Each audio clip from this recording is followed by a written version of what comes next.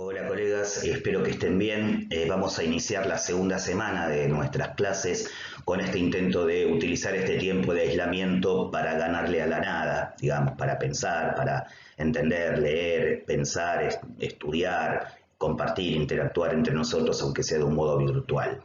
Hoy vamos a seguir desarrollando algunas de las nociones centrales de la psicología genética y con su raigambre, por supuesto, en la epistemología genética, ¿sí? Y la semana pasada habíamos terminado, si no me equivoco, en esta filmina, en esta carátula que nos dice que el conocimiento es acción. Algo había balbuceado yo la semana pasada respecto de que, bueno, decir que el conocimiento es acción es bastante, o sea, el conocimiento es interactuar, son las praxis sobre el mundo las que nos producen su conocimiento como objeto, ¿sí? Y habíamos dicho también que el conocimiento o la acción es constitutiva entre un sujeto de conocimiento y un objeto de conocimiento. O sea, no, desde el punto de vista psicológico, no hay nada al inicio en el bebé recién nacido que nos dé la pauta empírica de que él puede estar pensando en algo como yo. Yo soy lo distinto de aquello que me rodea, lo distinto que aquello que toco, que chupo, que sacudo, que tiro, que agarro, etcétera, ¿no? Precisamente cuando decimos yo como agente de la actividad conozco los objetos, esto es el resultante de una historia de constitución, ¿sí? De una historia de esas interacciones, que dará como resultado esa unidad de análisis mínima epistemológica que era sujeto-objeto y su interacción, a la que todo el tiempo vamos a ir volviendo. Pero habíamos dicho además que la acción es transformadora en el sentido de que no es la simple repetición de un movimiento mecánico, sino su cambio, su modificación en función de tener algún tipo de éxito, ¿sí? Además, la acción es intencional en el doble sentido de la intencionalidad más filosófica de Brentano, en el sentido de una conciencia abierta al mundo, acción es acción hacia los objetos, pero también en el sentido de que hay algún tipo de finalidad en la misma, ¿sí? El niño agarra algo como para manejarlo y sacudirlo, o chupa algo como por ejemplo para alimentarse, etcétera, ¿sí? No es casual la acción que constituye el conocimiento. Pero además y fundamentalmente la acción siempre otorga significaciones. ¿Qué será una significación? Bueno, un primer modo de representar en lo práctico un objeto, ¿sí? No una representación todavía mental o a nivel de la idea, sino una simple representación práctica del objeto. La significación, o sea, el significado, ¿sí?, de un objeto es aquello que hacemos con el objeto. Entonces, para un bebé, los objetos serán significados como chupables o mirables o audibles o agarrables, ¿sí? Y para nosotros, bueno, las significaciones que otorguemos serán más acordes a los sistemas conceptuales o a las teorías que hemos ido o inventando o creando o aprendiendo respecto de ese universo de las acciones.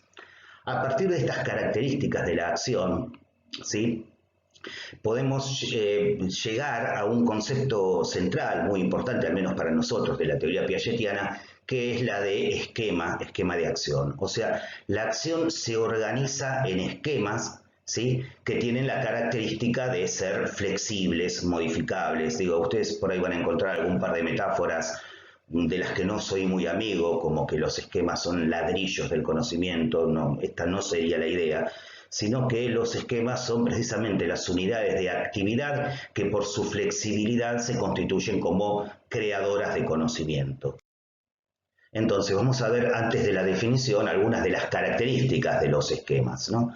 La acción propia de los esquemas de acción es una acción organizada. ¿Qué quiere decir esto? Que tiene una cierta lógica, un cierto orden. Si yo o el bebé para agarrar algo primero tiene que acercar la mano hacia ese objeto, luego una vez lo tiene en la palma, cerrar la mano. Otro engrama motor no produciría el éxito, ¿sí? O sea, hay una determinada organización de esos movimientos, pero además tiene que ser sistemática, ¿sí? O sea, que se pueda hacer una y otra vez esa acción y no surja de una casualidad, ¿sí?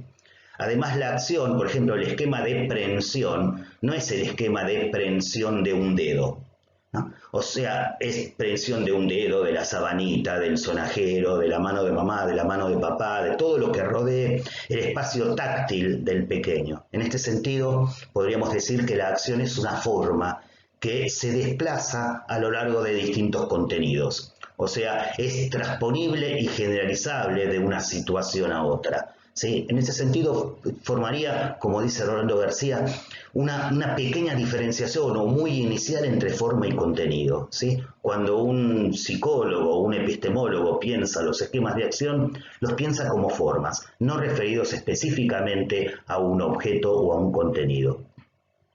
Es un marco asimilatorio, o sea, los esquemas de acción van a delimitar, van a restringir aquellas actividades que se pueden realizar o aquellos objetos que puedan ingresar al mismo esquema. Por ejemplo, al niño lo rodean objetos que son agarrables, pero no todos los objetos son agarrables por distintas razones, o porque están lejos, o porque se mueven, etc. Entonces, el niño que agarra algo está incluyendo, asimilando ese objeto a un sistema de actividad que tiene las características anteriores.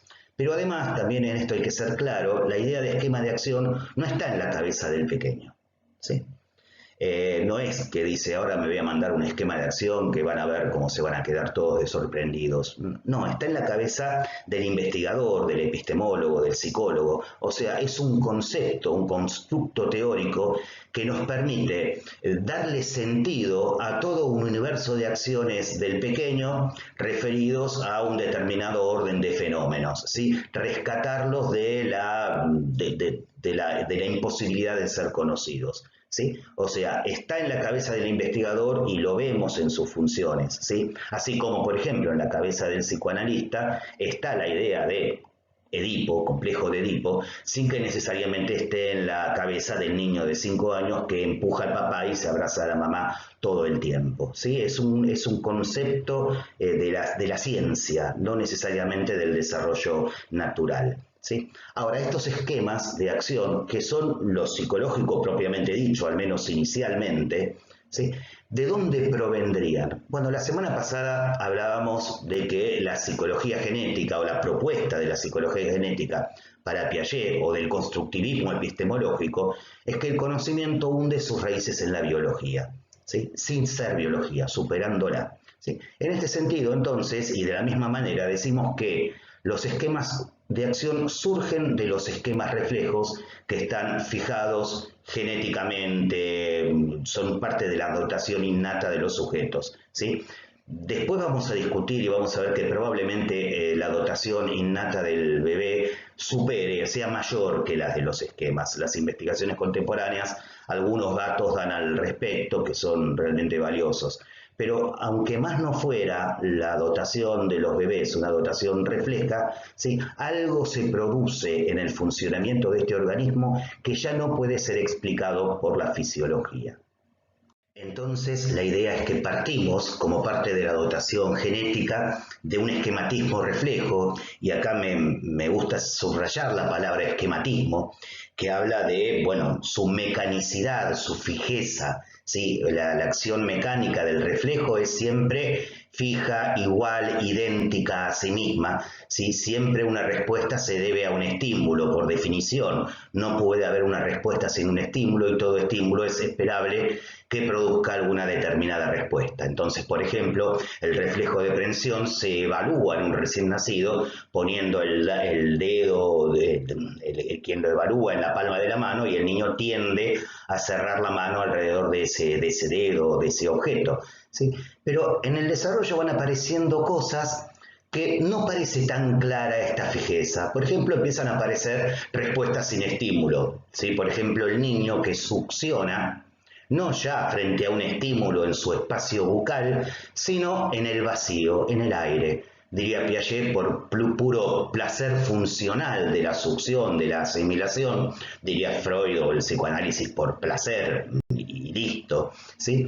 O por ejemplo, tenemos un bebé sentado arriba en su cuna, ¿sí? Y más adelante de él, el niño todavía no gatea, no se puede desplazar, hay un objeto que quiere alcanzar, se estira hacia adelante y no lo puede agarrar, hasta que descubre que ese objeto está arriba de una frazadita o de una sabanita. Entonces tira de esa sabanita y agarra el objeto, ¿sí? ¿Qué estímulo-respuesta explicaría esa conducta? Bueno, ninguno. Realmente es una conducta compleja, entre otras cosas porque diferencia medios y fines, ¿sí? Pero la idea es que el transcurso o el desarrollo de los esquematismos reflejos produce o se enfrenta con determinados objetos que se resisten a esa utilización del esquematismo o ese funcionamiento mecánico, ¿sí?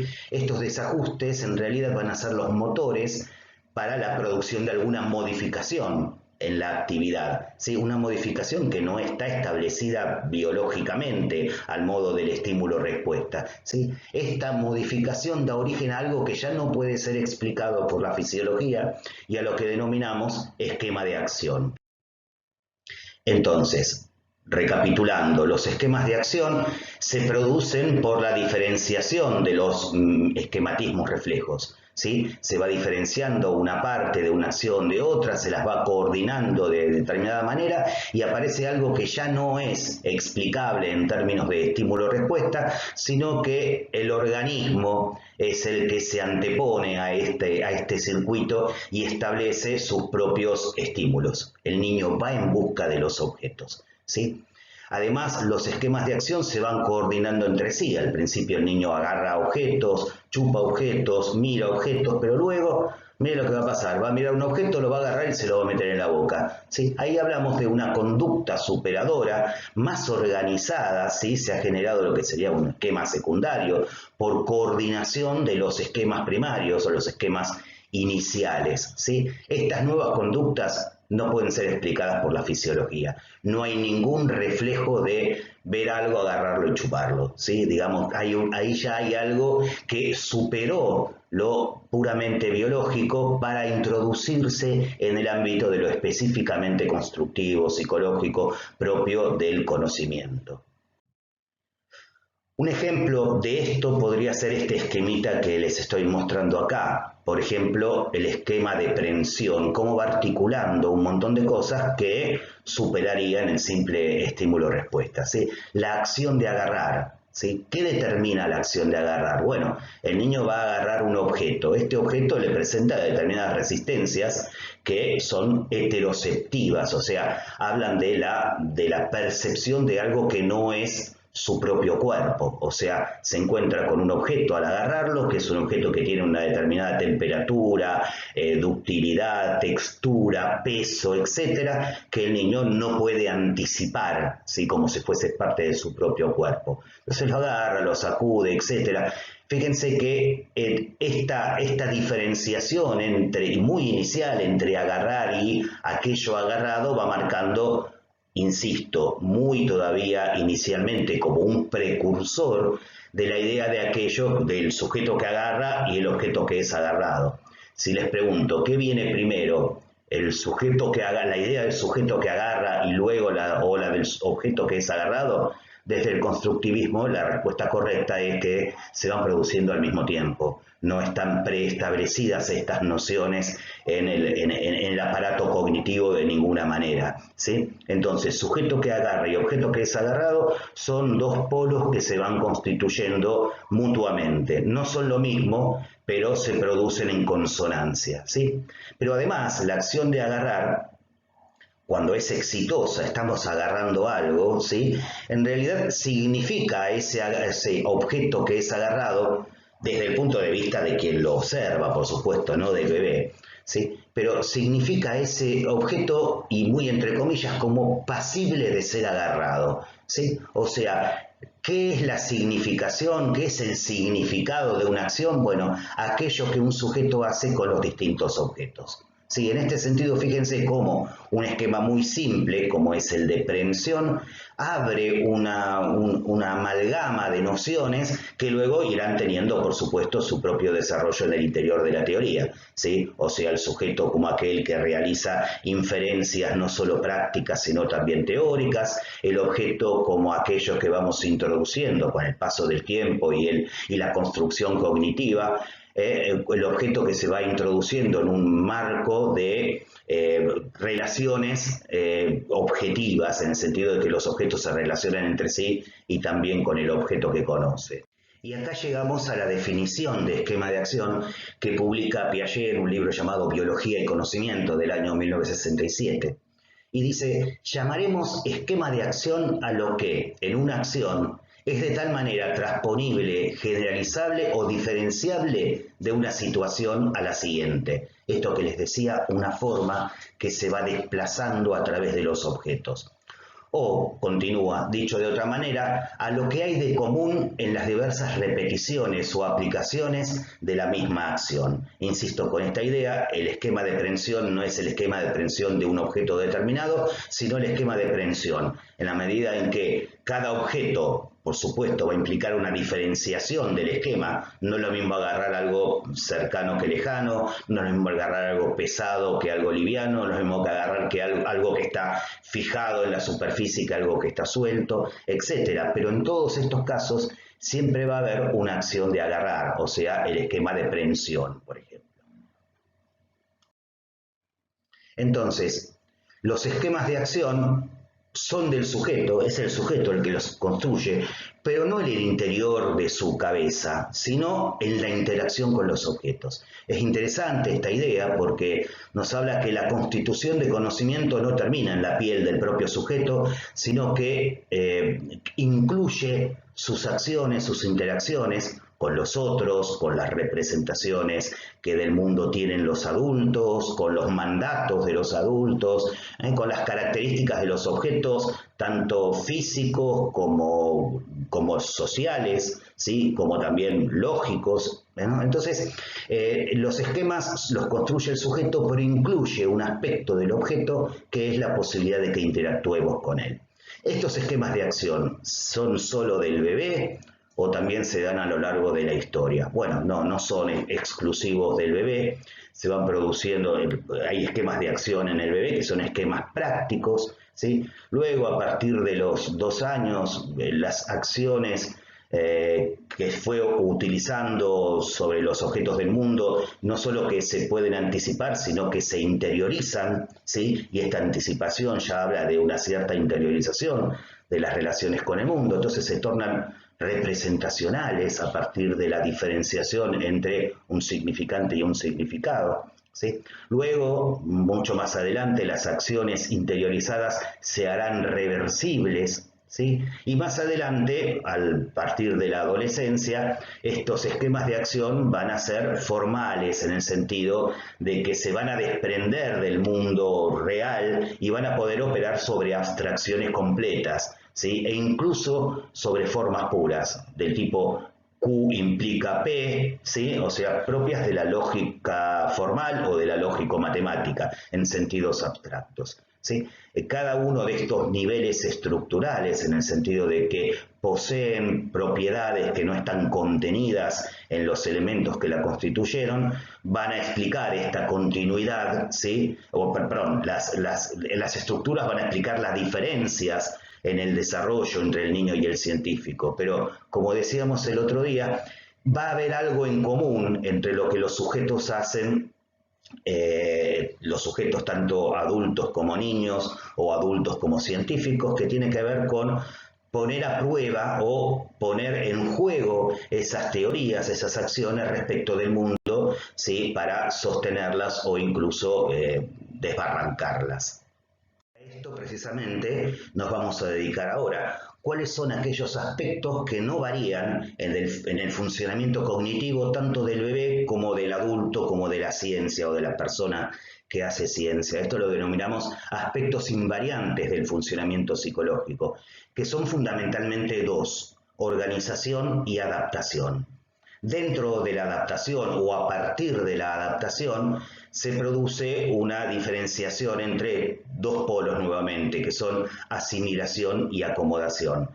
Estos cuatro aspectos, que en realidad son dos, y a partir de uno se desprenden otros dos, forman parte de un sistema que me gusta dibujarlo de esta manera, o sea, hay una relación de dipolos dialécticos entre organización y adaptación, o sea, uno implica el otro, pero también de la adaptación surgen tanto la asimilación como la acomodación, que en toda actividad cognitiva se implican mutuamente. O sea, todo acto de asimilación implica, aunque sea una instancia mínima de acomodación, así como todo acto de adaptación, ¿sí?, implica realmente algún tipo de organización de las ideas del sujeto. Vamos ahora a desarrollar cada uno de estos conceptos. Por el lado de la organización, podríamos señalar que es la tendencia a la coherencia interna de las construcciones cognitivas. O sea, yo puedo decir mi casa está pintada de blanco y puedo decir mi casa está pintada de rojo.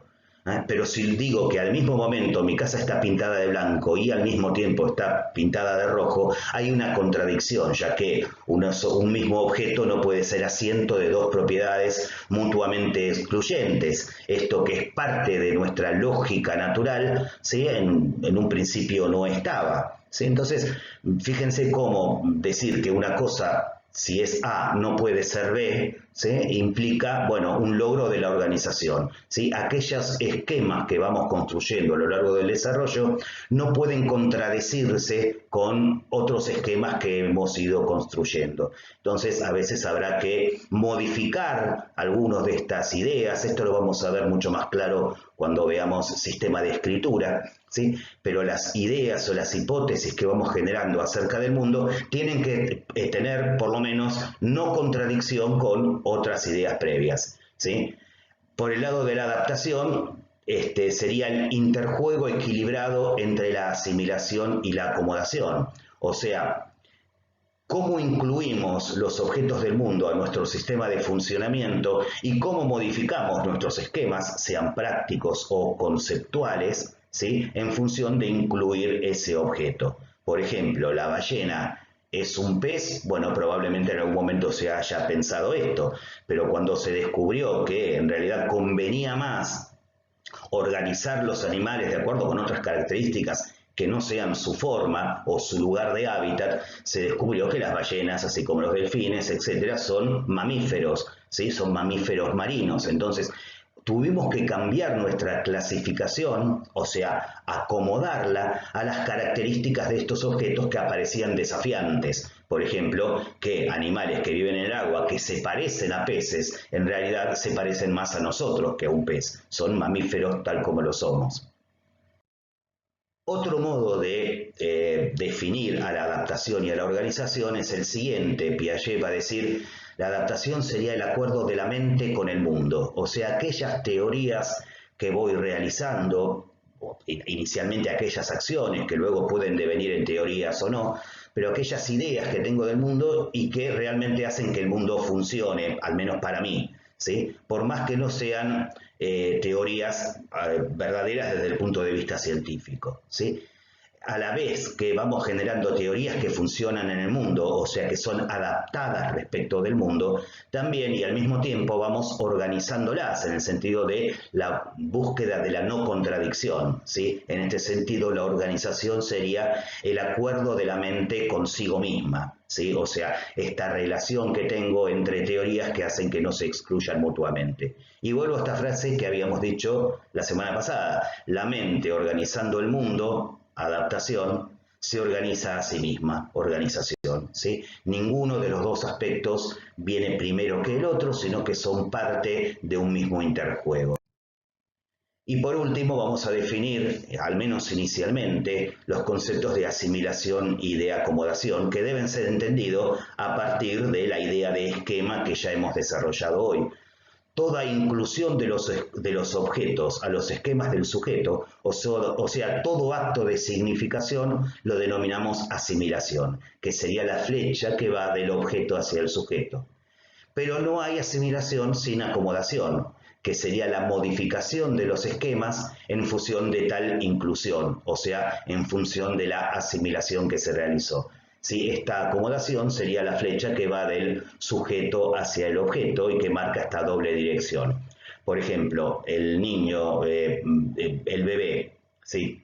Toma la teta, se alimenta con ella, ¿sí? Pero por razones X en algún momento tiene que empezar a tomar también un biberón. Bueno, para poder asimilar la leche que le viene del biberón tendrá que modificar en algo su succión, porque no es lo mismo tomar del pecho materno que tomar de una tetina del biberón. Bueno, algo se acomodará en su modo de la succión a fin de poder asimilar el alimento, ¿sí? Y así se producirá constantemente esta relación entre un aspecto y el otro. Bueno, espero que haya quedado claro esto.